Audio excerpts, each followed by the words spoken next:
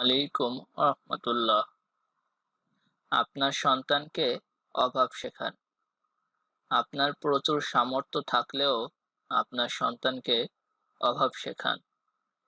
যা চাইবে তাই যদি হাজির করেন, আপনার বাচ্চার মানুষ হওয়ার সম্ভাবনা খুবই কম।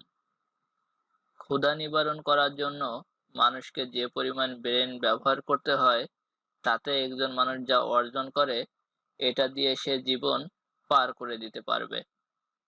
সন্তানকে এমনভাবে প্রস্তুত করুন যে আপনি না থাকলে সে কিভাবে চলবে তার ট্রেনিংটা সে পেয়ে যায়।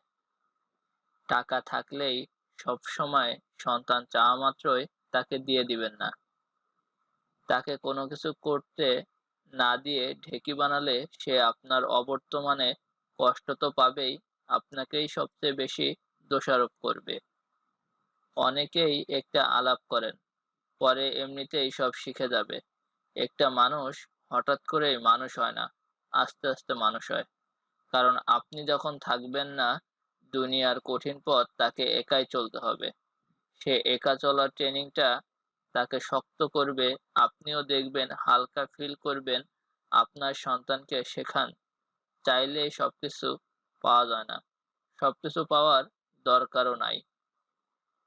কষ্টের মাধ্যমে অর্জিত জিনিসের মূল্য বোঝান।